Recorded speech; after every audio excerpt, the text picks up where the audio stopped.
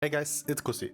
Let me welcome you to my personal list of 7 specs that you really should try in the upcoming Season 2 of The War Within, as well as 3 specific bonus specs that I recommend you not playing, or at least a warning. Play whatever the hell you want, but don't blame me for your short wiener, the lack of patang, or your wanky hairline. Playing a spec recommended by the Cussler will not bring your dad, your ex-wife, or your favorite plushie toy back. Deal with it. And with Season 2 being around the corner, we got no time to lose, so make sure to like and subscribe first, so we can get going. Though it's fair to say that every spec in this game is totally viable in order to potentially achieve 3k rating, especially with the nerfs to dungeon scaling in Season 2. The following are just personal recommendations since I played them myself. Also, I will mainly focus on Mythic Plus in this video, though the overall fun of the spec usually goes hand in hand with rating too. First on the list is hands down the class with the fanciest animations and probably the most insane useful utility today, the Paladin. Now everyone who played Season 1 knows that the entire game is loaded with both Prot and Red Paladins, and rightfully so. Protection completely annihilated the rankings ever since its rework, and is not only an incredible beefy boy once you figure out how to rotate your cooldowns, the damage they do is also completely stupid. I mean, they can easily compete with cooldown blowing DPS, simply because they throw more shields than Captain America on crack, while also healing themselves, teammates, and even preventing damage by party members. And good news to all my flavor of the month abusers, they will not get changed. They will continue where they left off in Season 1, and without a doubt, be one tank you will see a lot. Furthermore, we do have the Red Paladin, and let me tell you, I was very skeptical about this one before I played it. I don't really like the easy specs, but boy have I changed my mind about Retribution. Yes, it's easy. Yes, it's 5 buttons. Yes, you won't die. However, there's a glass ceiling you can break through to become your healer's best friend. With utility like Sacrifice, an external damage reduction you can put on anybody, freedom to remove your healer's root effects for example, or even protection to just block out all physical damage, this spec has so much more to offer than popping wings and let's go.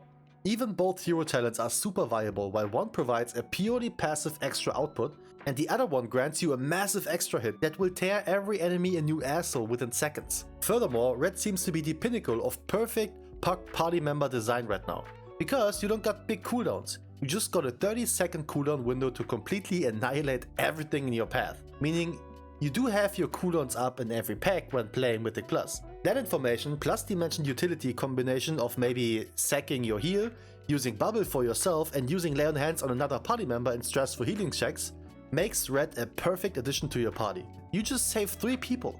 Additionally, the tier set of Paladin potentially gives you a 4-second window where you can spam your 2 Holy Power spenders without losing the actual Holy Power. 4 Divine Storms in a row in a big trash pack will make your details scream all over the place. What do you mean by that? Another multi-role class to mention is also the multi-role class. I get it? Because, yeah, monks, we are talking monks. There's no denying that Mistweaver is an incredible spot for fun, engagement, usefulness, and even healing output, ever since they started to slowly rework it during Season 2 in Dragonflight. Mistweaver gets love every damn patch.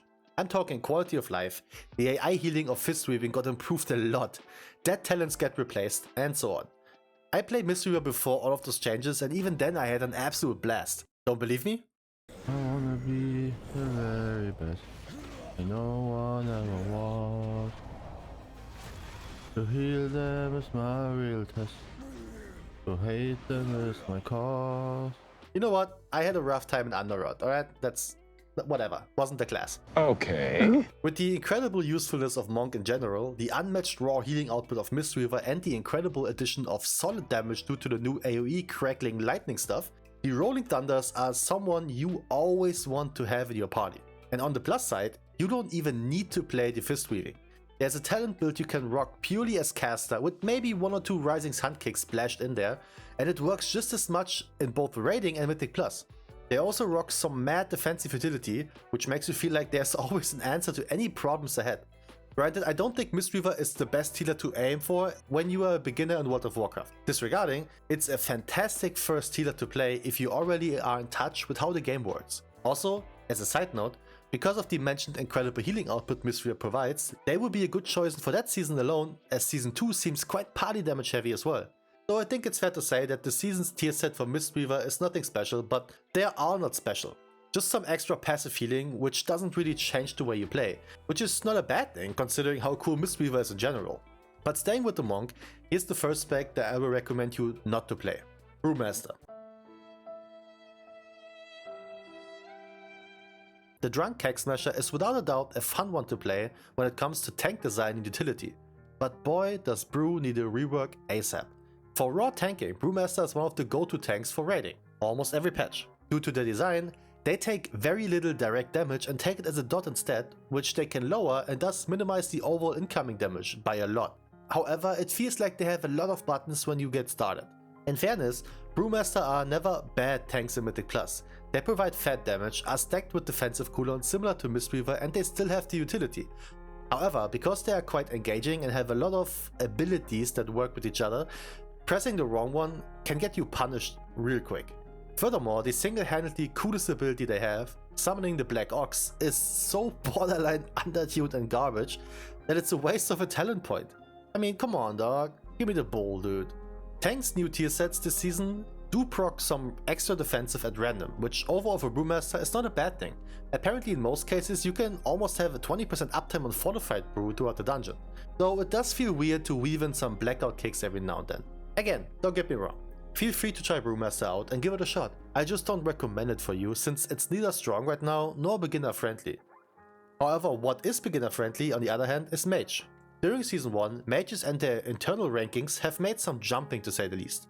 Frostmage is probably the winner of the power shift because those glacial spiking, Iceland spamming shepherds are absolutely nuking shards left, right and center. Their incredible AoE makes every dungeon run so much smoother. And paired with their CC due to Supernova and Blast Wave, their decurse, and then you even have Bloodlust to top it off. Needless to say, this overcharged AC will give you the total Mage experience in every aspect of the game. And while Frost was solid throughout the first season, our second specialization had some sort of second awakening. WoW's Resident Lamppost has become so much more than just your damage amplifier tunneling target, ever since it became an independent kind of girl. And similar to Frostmage, there are a few beginner-friendly talent choices for both Sun Fury as well as Frostfire. You can even choose between cheeky Flamestrike nukes to top the shards, or to be the smart one by pyroblasting the main target and spreading your love via Ignite and Living Bomb. But boy do I have the selling point for Fire Mage right now. The goal of Fire in general is to use Combustion as often as possible. You got random procs, short durations busting with Sun King's Blessing, which will get nerfed a bit in Season 2, and a lot of cooldown reduction with Unleash Inferno. So far so good. Now we are talking about the tier set, and it's simple. A lot more Combust cooldown reduction. I'll be damned. Combustion itself has a 2-minute cooldown, but once you're done with your entire burst, plus the hypothermia afterwards granted by Sun Fury, we pretty much got something between 30 to 40 seconds left on the cooldown. Doing my cussy math, this means we most likely will have Combustion up on every damn pull in the dungeon. That is insane. All in all, both Frost and Fire look to be in a very, very grand state for Season 2. Without going too much into detail, Arcane unfortunately got spooned a lot in Season 1. They started off very strong, but then their playstyle and their numbers got worse, and I feel like now they don't know what to do with it. Though, providing myself another segue, Resto Druids, because unlike Arcane Mage, Resto Druid got a lot of good changes coming for them. You see, on a traumatic note, the Keeper of the Grove gave me an incredible hard time throughout the season. Easily the most stressful and demotivating Zero to Hero series I did so far, thus I'm very pleased with the upcoming changes. No more 5 global ramping required, because Blizzard pulled a 180 on the way Mastery works. Before, it was healing increase for each active thought on the target, which was incredibly bad in a lot of situations because it required you to use at least 3 globals before you can do an actual healing spell that matters. Now, you got a lot more healing from the get-go for each shot on the target, though the positive benefit gets slightly reduced for each shot active. Disregarding, I tested it and believe me, it's a lot better in terms of raw healing output, which is all you got as Druid anyways. Big fan for the changes for real. Another banging change is that you finally can make a decision between cosplaying your favorite feline or flipping your wings when it comes to the damage pattern. To maximize damage you wanted to do both before, which was hella annoying. Now you can make different decisions on certain notes. Though, as for my own humble opinion, there's only one actual choice, because everybody favors a Discord kitten instead of a Discord chicken wing. What the hell is even that? And you maybe get flamed for not using kick, just saying. Speaking of getting flamed, boy am I killing the segues today. A hidden gem from my own personal backpack for you. Supro. Are you stupid or something? No, I know. Why Supro? when Asa was dominating the season even by being featured in NDI runs. Let me explain. Sub Rogue is stupidly easy to play and they are incredibly fun. The only major downside Sub has when stuff lives for too long, which is why they will heavily fall off in higher dungeons. And by saying that, I'ma go ahead and claim anything beyond 13 probably. Hear me out. The way Sub works is, you got two 90-second cooldowns which will drastically enhance your gameplay and your damage. While Flagellation will simply increase your mastery by an unholy amount to increase your finisher's damage, Shadow Blades will ensure that every second button you press is a finisher.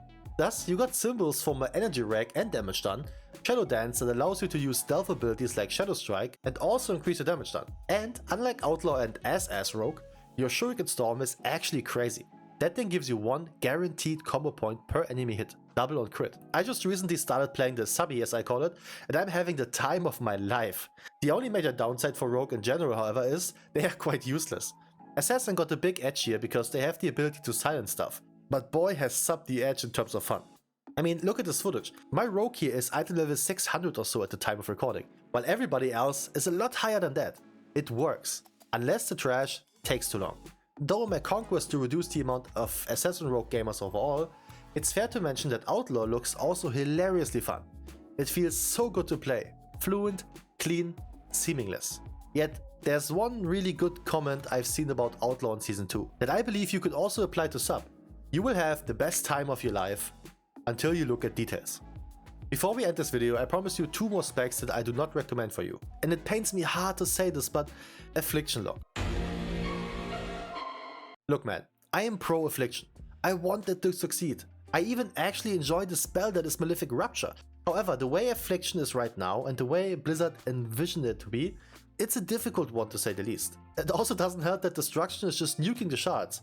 And even though I never played the reworked Affliction on a key level that has mobs live long enough for you to have your 1-minute burst window every pull, it still seems unfulfilling to play. I know it sounds weird, but with all the procs, Shadow Bolt doing technically more damage, but it's still weird to use cause you want Drained Soul to stack up soul shards before the next pull. I don't know man.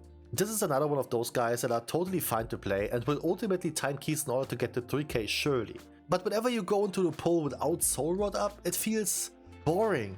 Being super dependent on Agony to tick for potential soul shard generation, paired with the fact that you need one soul shard already for your AoE curse application, paired with the fact that you can't even keep curses constantly on all of them targets unless you single tap target like 10 mobs, it just doesn't seem like it's thought through. However, please, if you enjoy this gameplay, never stop. I gladly invite a dedicated Affliction believer instead of some Destruction Andy into parties. Big promise. Alright, that is it for my little personal list. Wait a minute! Oh yeah, that's big. Don't play BM Hunter, in general. I don't care how they perform. I got bullied throughout Dragonflight for playing Survival. Now they can suffer too.